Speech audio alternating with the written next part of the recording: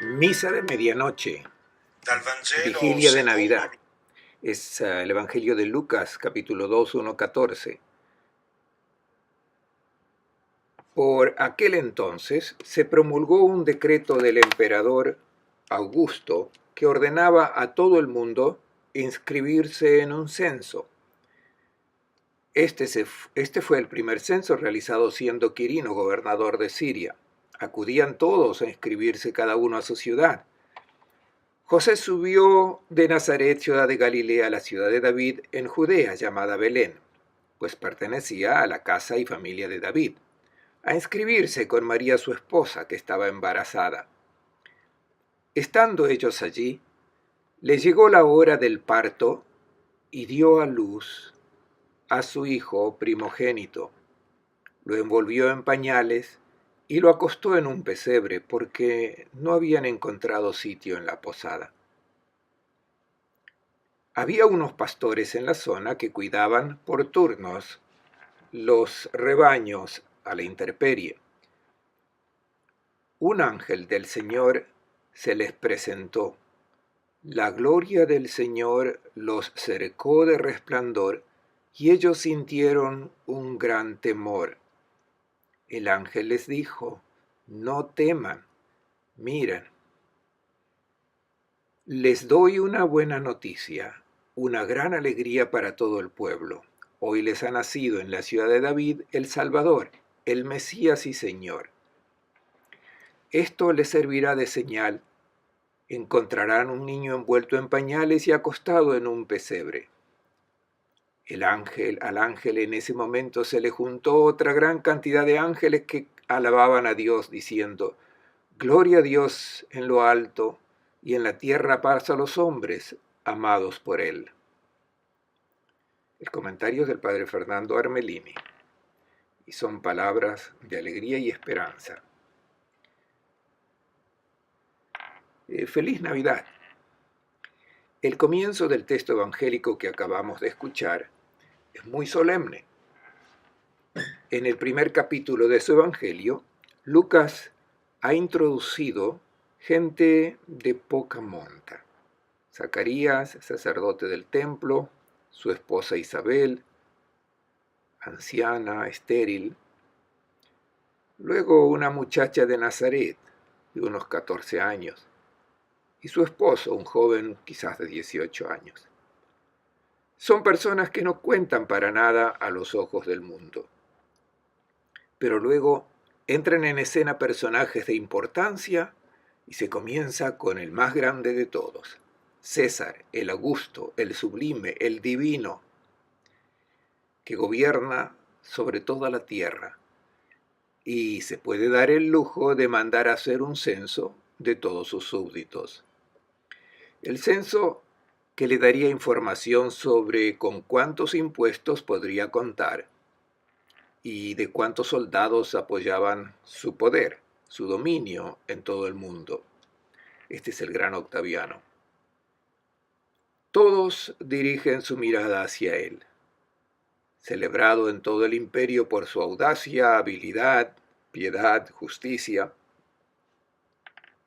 Luego de 80 años de guerra civil que había desangrado el imperio, él ha traído la paz. Es la época de oro de la historia de Roma, la paz augustea, cantada por Virgilio en la Cuarta Égloga. Paz que es armonía en todo el mundo. Virgilio la describe con imágenes campestres, donde florecen espigas doradas y racimos de uva rosada que cuelgan de vides selváticas, y la miel, el oro, el reino de Saturno. Octaviano es coronado emperador en el año 29 a.C. ¿Cómo había logrado la paz en el mundo? Hace construir el templo de Jano en el Foro. El templo que permaneció abierto durante la guerra estaba ahora cerrado. No había por qué tenerlo abierto porque estaban en época de paz. Y como símbolo de todo esto, en el 13 a.C., por tanto nos estamos avecinando el tiempo del nacimiento de Jesús, el Senado ha hecho construir el gran altar dedicado a la diosa Paz, la Ara Pacis, que fue inaugurado el 9 a.C., por tanto un año antes de la Anunciación a María. A la base de este altar hoy se encuentra el célebre Monumentum Ancyranum, donde se narran las gestas del emperador Augusto. Él mismo había pedido que estas res gestae fueran escritas en 2 columnas de bronce que debían ser colocadas a la entrada de su mausoleo en Campo Marcio. Estas columnas fueron construidas, pero estas res gestae fueron después grabadas en las paredes de varios templos, especialmente en Asia Menor. El que nosotros conocemos mejor, el más famoso, es el del Monumentum Ancyranum, porque se encuentra en el templo de Ankara, en Turquía. En estos monumentos se hace memoria de 3 acontecimientos. Uno de ellos es el censo del año 8 a.C., el año de la Anunciación a María. Pero no es un censo universal, no se recuerdan otros censos, a excepción de los censos locales que él ha mandado hacer. Seguramente Augusto no hizo un censo universal. Con todo, a Lucas no le interesa la certidumbre histórica, sino el significado del censo. Lucas se sirve de la política del censo mandado por Augusto para presentar el poder de estos personajes en el mundo entero con la imagen de un censo universal.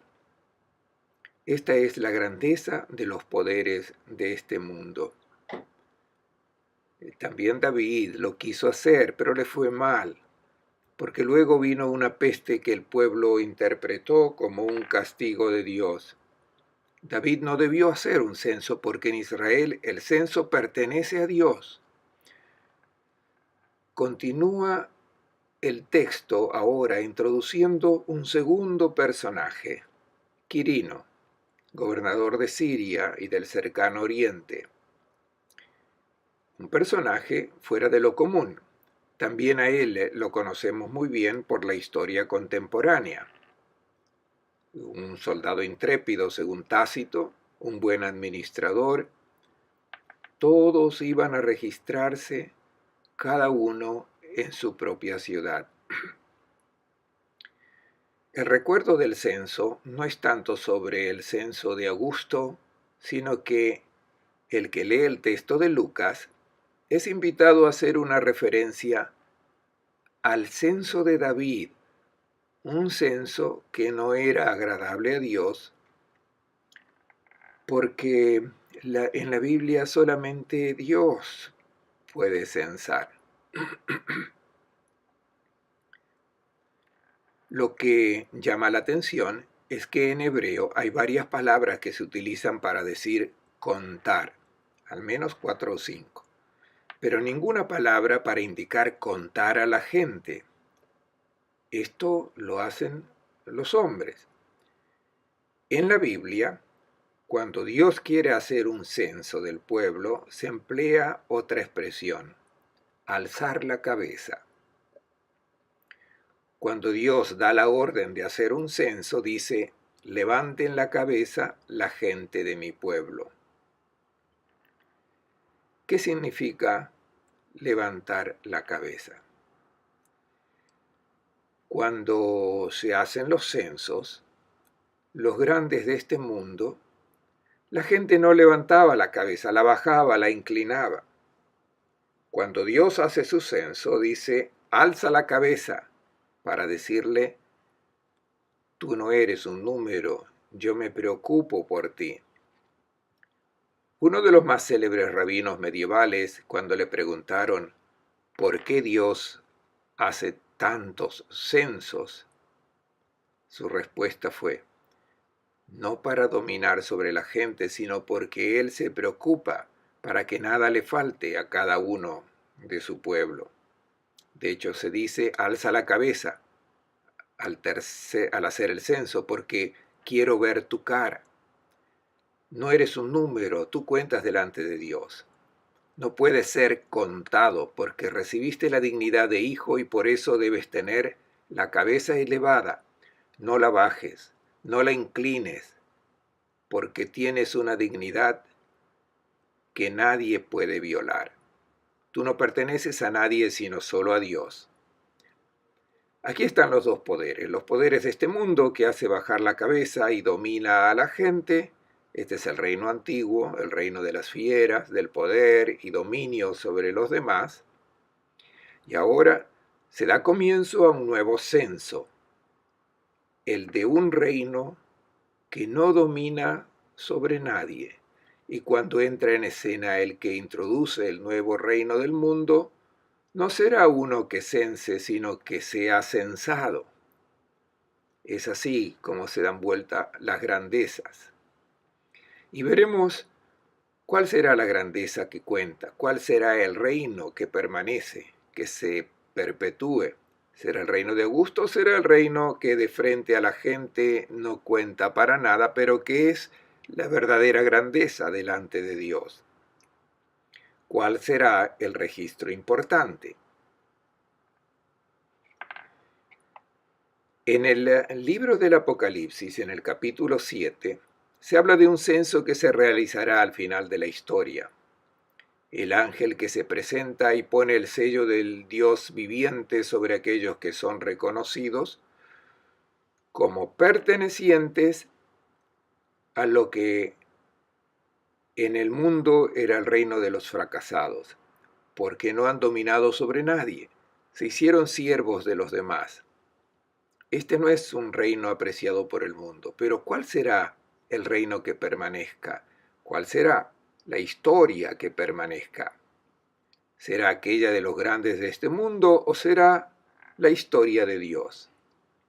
Los que reciban este sello sobre la frente son los que han construido la historia de Dios y que ha comenzado con aquel niño que no hizo ningún censo, a partido de los últimos, se hizo censar. Continúan los personajes introducidos por Lucas. Luego de Quirino descendemos a José de Nazaret. Luego llega un cuarto personaje, una mujer que cuenta menos aún. Es María, su esposa que estaba embarazada. Esta es la gradación según los valores de este mundo. Luego llegará un quinto, un niño, más debajo de todos. Llegados a este punto, ¿qué quiere decir Lucas? El mensaje es muy claro. Según los criterios de este mundo, se comienza de Augusto, Quirino, José, María, el niño. Estas son las grandezas del mundo, pero en la historia que permanece, este esquema viene dado vuelta. No solo que cambia un poco, cambia totalmente. El niño estará en lo más alto. El que se hizo último, esclavo de todos, será el verdaderamente grande a los ojos de Dios. Será el más importante en este censo, y no en el censo de Augusto. Mientras se encontraban allí, se cumplieron los días del parto. Hay un detalle muy interesante. Nos hemos imaginado que llegan de improviso, no encuentran una casa donde albergarse. Estas son interpretaciones que hemos inventado nosotros.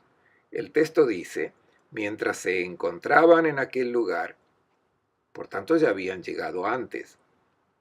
La historia de la gruta donde nació Jesús viene del siglo I. Ya Justino, a mitad del siglo II, dice que José no encontró un lugar donde albergarse en el pueblo y por eso encontró una gruta cerca de Belén. Y mientras estaban allá, María dio a luz al Mesías y lo puso en un pesebre. Y la historia de la gruta la retoma el protoevangelio de Santiago de Orígenes, de Jerónimo, que vivió en las grutas de Belén. Pero estas historias no le interesan a Lucas. Le interesa decir que en Belén María dio a luz a su hijo primogénito. ¿Qué significa y por qué dice primogénito? Si María tuvo solo un hijo, ¿por qué lo llama primogénito? Porque hace referencia a los primogénitos en Israel. Eran los consagrados al Señor. ¿Y qué significa el verbo consagrar? Cuando consagramos un cáliz quiere decir que lo reservamos para el culto y no para otros servicios. Consagrar al primogénito quería decir darlo al Señor para que se realice en él el diseño que Dios tiene sobre él, para la realización de la vocación para la cual Dios lo ha enviado al mundo.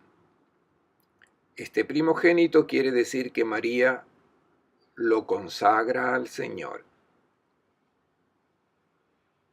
Aquí podemos hacer una breve reflexión sobre esta consagración de los hijos que las madres deben hacer al Señor. María es un modelo para todas las madres. Sabe que el hijo no es suyo. Se le ha encomendado para que lo reserve para el proyecto que Dios tiene sobre él. Y toda madre está llamada a consagrar a su hijo o hija al Señor para que el niño o niña realice el diseño que Dios tiene sobre ellos. La tentación de las madres, abuelos, de los padres, es la de posesionarse, de tenerlos para sí. Los hijos hay que darlos a Dios. Si los retienen, van a la ruina, entregados para el diseño de Dios, aunque cueste aceptar que los hijos no realicen los sueños que nosotros tenemos para ellos. Los sueños a realizar son los sueños de Dios sobre ellos. Lo envolvió en pañales. La narración del nacimiento de Jesús es sumamente breve, solo 2 versículos, pero son muy interesantes todos los detalles que narra Lucas. El pesebre se menciona 3 veces. Los pañales y el pesebre se mencionan 3 veces. ¿Qué quiere decir? Son una alusión al libro de la sabiduría, donde se narra el nacimiento del más grande sabio de los hombres, Salomón. Allí se narra cómo llega al mundo un hombre, aún el más grande de los humanos, que nace de la misma manera. Así dice Salomón: soy un mortal, igual que todos, descendiente del primer hombre. Mi carne ha sido modelada en el seno de mi madre durante 10 lunas. Tomé consistencia a partir de la sangre y del semen de un hombre y del placer que acompaña el sueño. También yo he respirado el aire común. Estoy en la tierra donde todos sufren de la misma manera, y como con todos, mi primera voz fue un llanto. Fui puesto en un pesebre donde me cuidaron. Es el pesebre donde fue puesto el hijo de María. Lucas quiere decir que no ha nacido un Superman. Ha nacido un hombre como nosotros. Y haciéndose hombre, ha asumido nuestra condición en todo, incluida la mortalidad. El Eterno se hizo mortal.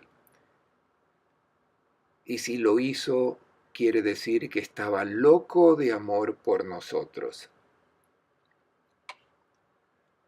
Si Jesús no hubiese muerto en la cruz, hubiese muerto de vejez, muerto de mortalidad, porque ni siquiera Dios puede hacer inmortal uno que está en la condición humana. Cuando el Evangelio el evangelista Juan dice que el Verbo se hizo carne, no quiere decir que se ha revestido de músculos, sino que ha asumido nuestra mortandad. Esta es la señal del inmenso amor que Dios tiene por el hombre. Y si Dios nos ama de esta manera, por tanto, ser humano es hermoso. Es tan hermoso que Dios se ha hecho uno de nosotros. Ninguna otra religión presenta un Dios enamorado del hombre como la nuestra. María lo ha puesto en un pesebre. Es también una referencia al principio del libro de Isaías, cuando dice que el pueblo de Israel no reconoce a su propietario, que es Dios. En cambio, el buey y el asno reconocen el pesebre de su patrón.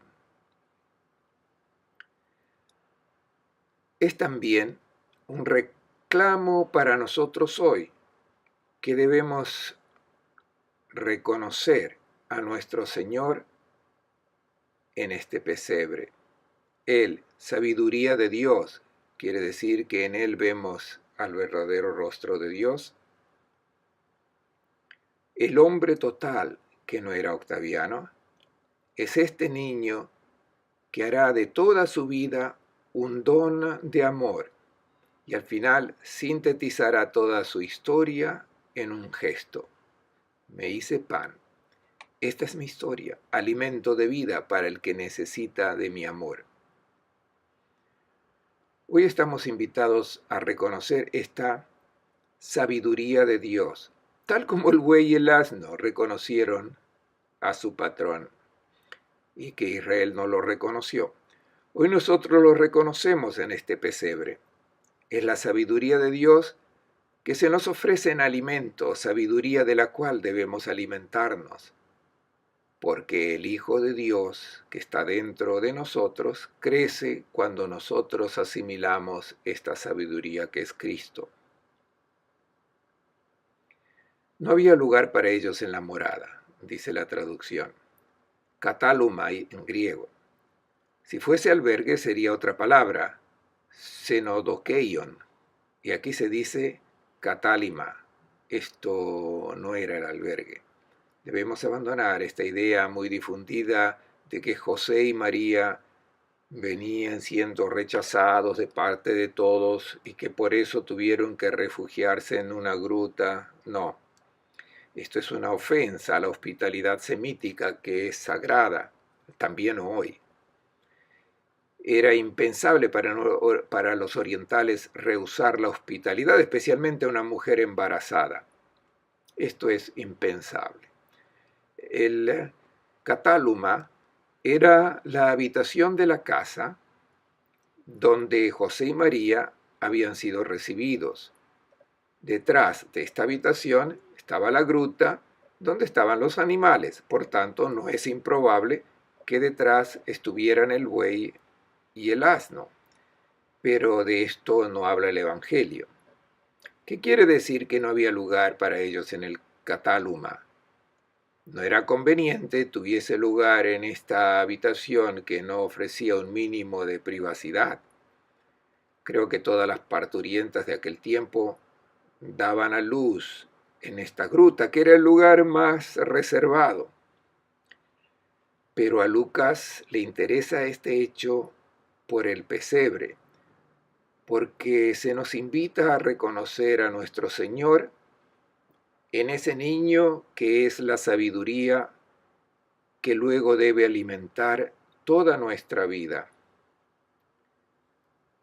Pongámonos de frente a este pesebre. Allí hay una declaración de amor de Dios por nosotros. La propuesta que nos hace de aceptarlo en nuestra vida, de unir totalmente nuestra vida a su propuesta del reino, que no es el reino de Augusto, al que pertenece el mundo entero, sino el de aquel que se hace censar por amor. ¿Qué nos dice este niño? Es Dios que se presenta y dice, me hice uno como tú. Trata de entender lo mucho que te quiero. ¿Qué respuesta me vas a dar? Mira bien, si buscas a Dios fuera del cual enamorarte, ese no soy yo. Busca otro Dios, porque yo soy débil, indefenso, tiemblo, tengo necesidad de las caricias de una madre y lloro. Este es nuestro Dios. O me aceptas o me rechazas. Si buscas un Dios fuerte, no soy yo. Como el enamorado que le dice a su muchacha, yo no soy rico, si buscas a un rico, ese no soy yo. El niño nos dice, si buscas un Dios fuerte, debes buscarlo en otra parte. Si buscas un Dios omnipotente, no soy yo soy débil. No esperes de mí prodigios que resuelvan milagrosamente lo que tú mismo, luego de asimilar mi sabiduría, serás capaz de hacer. Si buscas un Dios que toma represalias con los que le desobedecen, no soy yo. Yo solamente amo, y amo siempre, hago el bien, no castigo a nadie. Un niño recién nacido no hace mal a nadie. No pensemos que cuando crezca tomará represalias contra los que se equivocan. No, no renegará nunca de aquella declaración de amor incondicional que Dios ha hecho en este niño. Este no es un momento de paso poco glorioso de su revelación, un paréntesis feliz y luego retoma su grande esplendor manifestando su poder y toda su fuerza. No, Dios permanecerá siempre con esta revelación. Debemos decidirnos. Este niño nos pregunta, ¿te agrado o no te agrado? Dios se ha presentado así, debemos darle nuestra adhesión o refutarla si preferimos a otro Dios. La segunda parte del Evangelio, los pastores entran en escena. El evangelista Lucas ha narrado el nacimiento de Jesús en solo 2 versículos. Parece como si estuviera apurado para introducir a los pastores. Para nosotros, los pastores en el pesebre son simpáticos, cariñosos, buenos, pero en la cultura de aquel tiempo eran exactamente lo opuesto. En el antiguo Medio Oriente se les llamaba los don nadie que vienen de la montaña. Los súmeros decían que tenían la apariencia de hombre, pero su voz es de perro de la pradera. En Egipto se los llamaba los ladrones del monte. En otras culturas los llamaban los bandidos, depravados, personas insaciables. También en la Biblia, en el libro del Génesis, tenemos un desprecio por los pastores de parte de los egipcios. Todos los pastores de grey son abominables para los egipcios. Y también los israelitas despreciaban a los pastores, porque se los consideraba al mismo nivel que los publicanos, personas impuras. No tenían la culpa, pues sus patrones les pagaban poco y por eso vivían del robo. Vivían una vida no muy diversa a la de los animales. No podían entrar al templo para orar, no podían dar testimonio porque se los consideraba mentirosos, falsos, deshonestos, ladrones, violentos. Estos pastores velaban de noche, guardaban a su grey. Eran conscientes de que eran los últimos de todos, despreciados por todos. ¿Qué esperaban estos pastores? Lo que enseñaban los rabinos: un día llegará el Mesías y destruirá a todos los que son impuros, publicanos, prostitutas, pastores. Los pastores eran de veras los últimos. La escena de estos pastores que velan al aire libre en el campo es una información interesante. Si se narra, quiere decir que no es invierno porque los pastores velaban a cielo abierto desde marzo hasta finales de octubre. Pero este es un detalle que no interesa ahora. Lo que interesa decir es que son personas que están en la noche, y por tanto tienen miedo a la luz, porque cuando llegue la luz revelará sus miserias, sus impurezas. Pero esta luz llegará en la noche. Esta es la noche del mundo antiguo, del miedo, de las ideas caprichosas y vindicativas. También nosotros tenemos mucha oscuridad en la noche y esperamos que amanezca. Pero estos pastores tenían miedo que llegase el Mesías. Un ángel del Señor se presentó delante de ellos y la gloria del Señor los envolvió de luz. ¿Qué significa los envolvió en la luz? Los pastores esperaban caer fulminados. Al primer resplandor de luz debieron sentir miedo de muerte. Todo se acaba, somos los despreciados. Si llega Dios con su Mesías, nos hace polvo. De hecho, dice el evangelista, que se asustaron sobremanera. Y no podía ser de otra manera. Y el ángel del Señor les dice, no tengan miedo. Literalmente significa, les traigo un anuncio de alegría y de una alegría grande. Los pastores no se lo esperaban. Esperaban ser fulminados. En vez de las saetas del cielo que los debía aniquilar, reciben la luz del amor incondicional de Dios. Esta es la gran noticia, que Dios no premia a los buenos y no castiga a los malos. Se presenta todo como una oferta de amor incondicional. Y continúa el ángel, hoy ha nacido para ustedes en la ciudad de David un Salvador, Cristo Señor. Esta es la señal. Encontrarán a un niño envuelto en pañales y reposado en un pesebre. Nuevamente los pañales y el pesebre. Un niño como todos los demás, no un niño con aureola que hace prodigios. Si aquel niño hubiese hecho milagros, habríamos comenzado mal. No sería uno de nosotros. En vez, es uno de nosotros hará el camino que todos nosotros hacemos.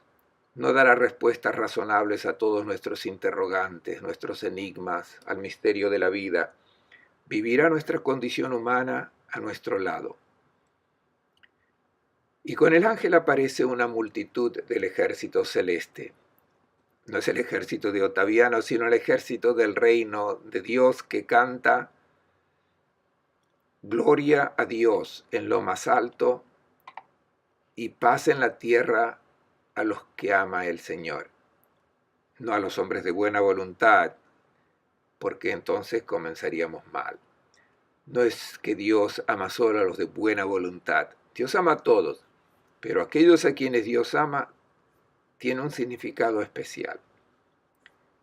A los que Dios ama más que a los demás son los últimos del mundo. Aquellos que como estos pastores son marginados por todos porque son considerados no solamente alejados de la sociedad humana, sino también alejados de Dios. En cambio, el amor ha bajado del cielo partiendo de estos últimos. Les deseo a todos una fiesta de feliz Navidad auténtica, recibiendo este mensaje de amor incondicional que Dios tiene para la humanidad. Feliz Navidad para todos.